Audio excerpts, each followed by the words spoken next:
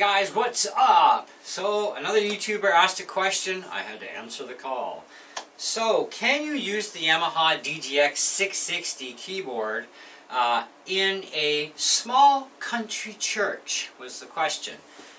Well, I'm going to have to say yes, but the question was posted to me as without access to a PA system. Again, the answer I believe is a 98% yes. This thing can get pretty loud, okay? If you've had a chance to play on one, you'll know that if you crank the volume up full blast in the store, this thing is really obnoxious. I don't see any reason why you couldn't use it without having access to a PA system. In fact, I consider this thing to be extremely good in that sense in small areas. I have a 10 by 11 room in here, and people can hear me upstairs. They can hear me throughout the entire house. If my door is open, which it is actually right now, I'm sure some people can actually hear me playing if I'm, cranked her up pretty good. Wouldn't be a big deal. So in a setting, I would say idealistically, without any access to a PA system, I would probably say you would need a congregational-sized church that held no more than, say, 100 people tops. Now, our church that we attend is much larger for a country-sized church. Our church can actually hold upwards to over 200 people in the sanctuary, okay? We have an extremely large sanctuary. So, we would actually have to have a PA system to hook this into. In fact, we have a worship team that's actually a fairly large worship team. So, counting from the numbers, piano player we have. Our worship leader, okay, who sings and plays guitar. Myself, who sings and plays guitar. We have a bass singer. We have a female vocalist. We also have a bass guitar player. And we have a guy on acoustic drums, who we would just love to get him on the electronic kit instead. And we're working towards that. I also need time to go back and set up that kit for him and program it for the basics that are required. Anyways, so we have a fairly large worship team, so we have to have a PA. We would have to have a PA even with a minimal sized team because our minister preaches from the podium, which is on the stage, okay? And so either way, we have to have a PA or nobody would ever hear him, especially in the back rows, okay? Now, our size of our sanctuary from the back wall of the stage to the sound booth is approximately about 70 feet, okay? Our widest point in the church is around 50, okay? Then, of course, we have extremely high ceilings, but our sanctuary is also built like a big speaker. So at our stage, okay, if you look at my back palms here, this is our stage at the back end, and our walls pitch out this way, okay, and then our ceiling pitches like this, okay, so if you're thinking this way, you go up about 15 or 20 feet up at the back wall, and then it goes even higher up by the sound booth, probably 25-30 foot ceiling up at the stage, at the sound booth, sorry. So our area is built like a speaker. Now you would think that, you go from a small little area, which is your magnet of a speaker, to the bigger source, we should be able to get some output out of this. Actually you do. The problem is when you get a full band going, this thing gets completely drowned out. So, you hook into the PA. Now you have no more problems, right? So, this is a church that is a rather large-sized church. In a normal country-sized church, these are very, very small buildings. They're usually not much bigger than some guy's glorified two-car garage with a loft over the top. You know what I mean? They're not big, right? So you're talking 50, 100 people tops, right? Ideal. Small restaurants, definitely ideal. Coffee shops, definitely ideal. No extra PA equipment required. Also, you're talking about playing piano. You're probably going to be the only instrument in your small country church unless you got room to have a guitar player somewhere on acoustic guitar, right? Now, acoustic guitar can compete rather well even with this thing. You'll have to figure out where your volume level should be, because whoever is leading the song has to be the lead instrument too, right? So they need more output than the other person, because that's just the way it goes. Now, when you get into the whole singing aspect of leading worship in your small church, the benefit to this keyboard over most others out there, because only very few keyboards out there actually have this feature, this has a microphone input port. So the sound can come through the speakers here. Alright? So you can have your piano, you can have your vocals, and you can have the drum. And you can control things pretty much any way you can think of on this keyboard. And it's really not intimidating, by the way. This is a very simple keyboard to run for all of its features. Diving in, a little bit of studying to figure out what you want to do and see if it has those features. The manuals are very easily understood and easy to read. So, we're going to do a little experiment here. We're going to start, we've got our dial about 1 o'clock. Now, to hammer the keys at 1 o'clock on the dial, that's pretty loud, okay? So I'm going to play something I wrote just because it keeps YouTube off my neck.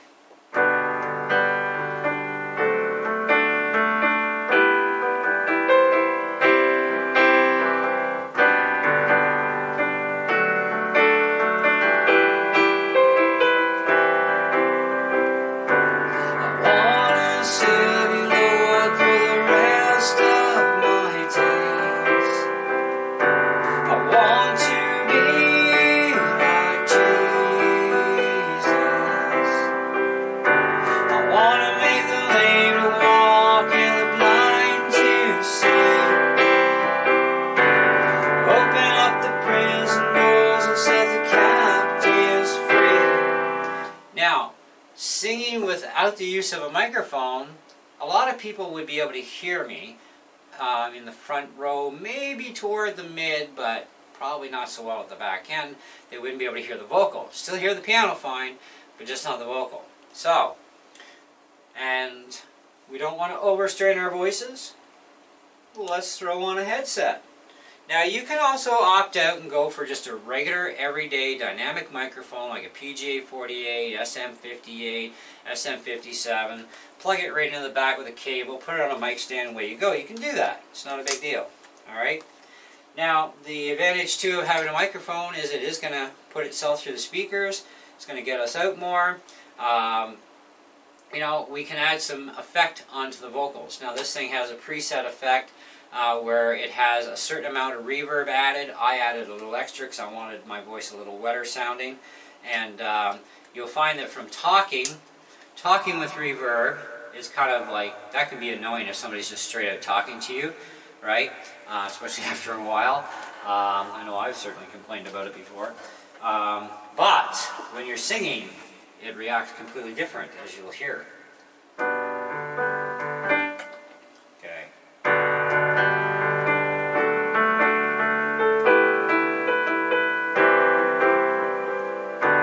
I wanna serve you, Lord, for the rest of my days. I want to be like Jesus. I wanna make the lame to walk and the blind to see. Now I'm finding I need a little bit more output, so I'm looking, okay, my setting, I'm at 0, so that part's fine.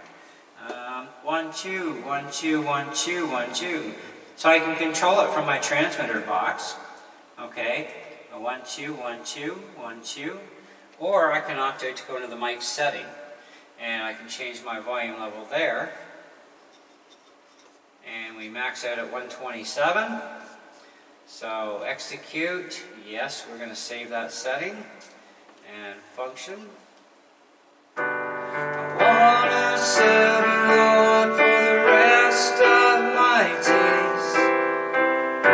I want to be like Jesus. I want to make the lame to walk and the blind to see. Now I'm still finding I could probably use a bit more. There's a control knob on the back here.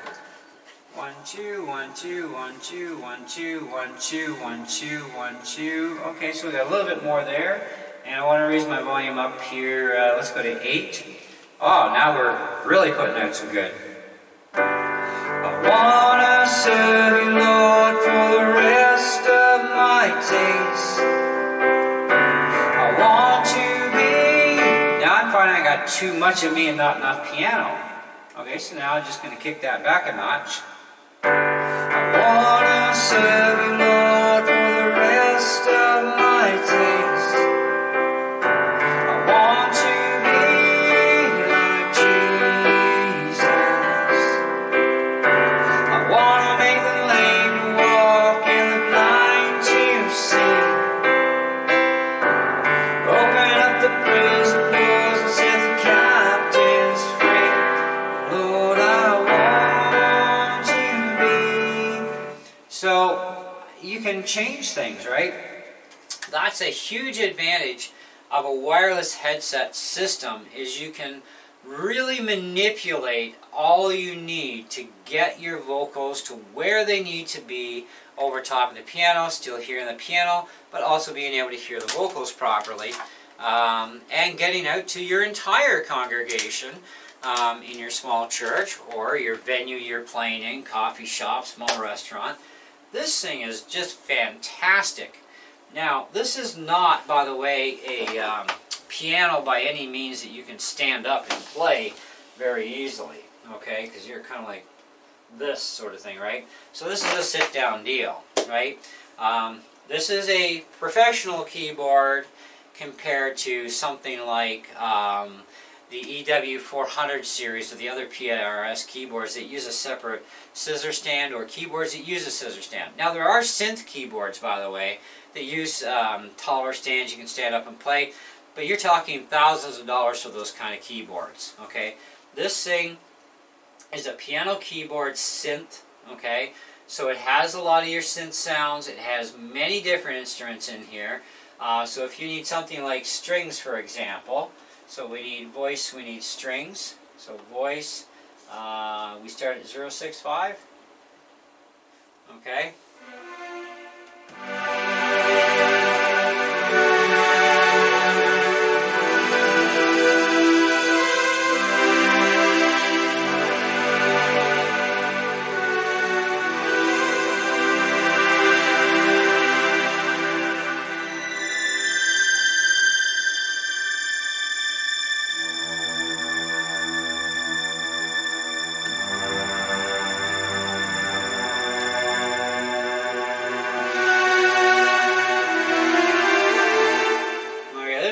Crazy stuff this thing can do.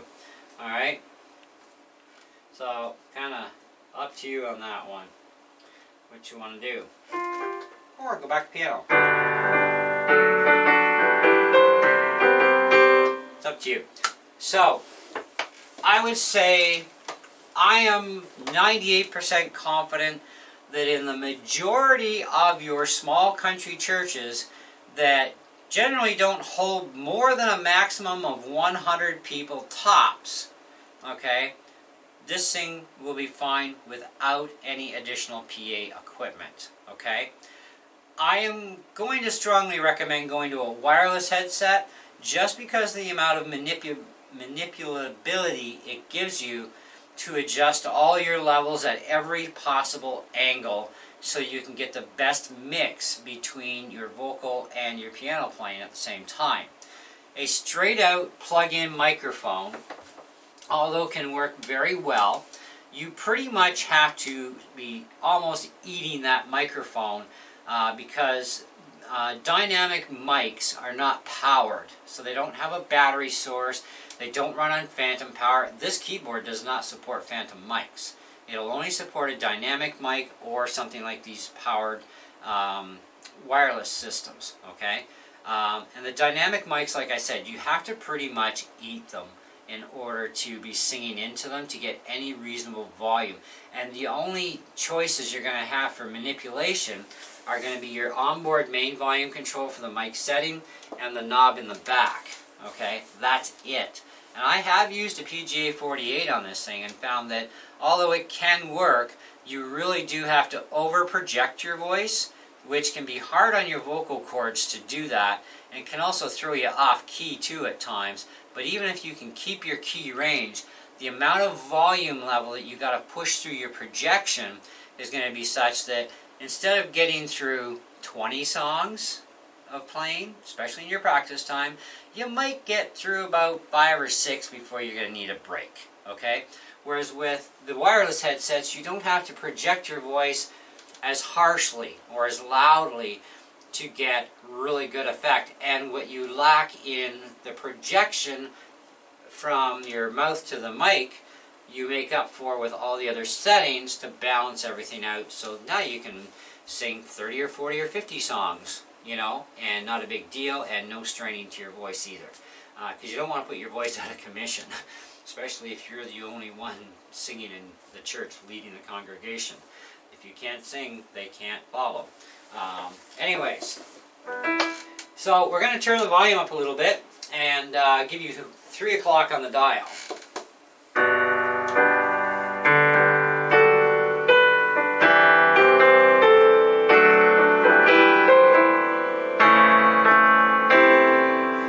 Now, I'm not hitting the keys hard, but let's hit them hard.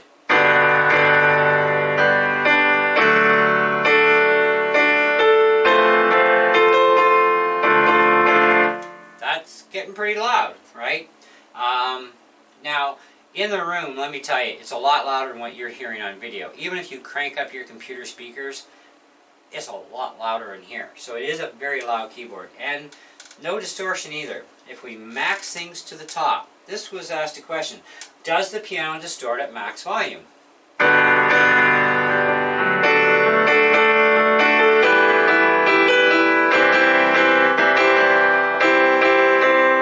I'm going to go with absolutely no. It does not distort. Any distortion that is there is so minimalistic that you're not really picking it up, okay? And nobody would really hear it if it did anyways. Make itself present because they wouldn't know, right? They don't know what distortion sounds like, a lot of people. But to be honest with you, it actually really, it doesn't break up. At least my keyboard doesn't, okay? I can't say that for every single DGX, but I know mine, it does not distort at full volume, and I can play full volume all day long and not hurt a thing. The sound reproduction quality of this keyboard is just phenomenal. Okay, so I'm quite happy with it. I wouldn't give this thing up for the world. You know, I love it, you know. But I think for your most suitable range is somewhere between 2 and 3 o'clock in your small country church should be more than enough.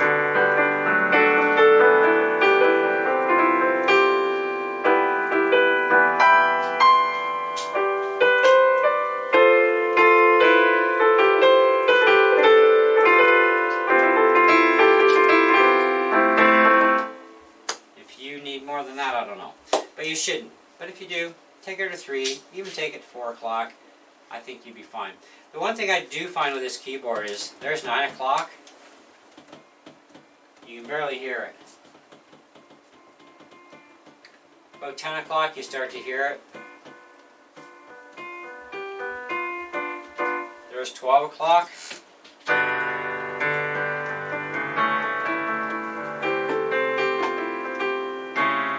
So if you have to play in really super quiet areas, you can either plug headphones into this thing, or you can just keep the volume down around 12 o'clock is fine. Let's go to about 12:30.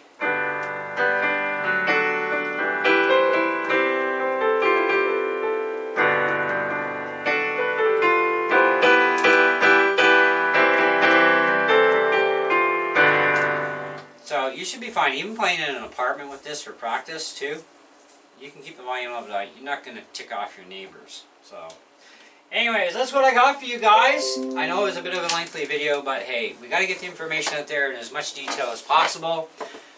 So, give her a go, see what you think about it yourself. If you live in Canada, I recommend Long McQuaid. That's where I got mine. Cost me $1,000. Cost me an extra $100 for the pedal unit. no big deal.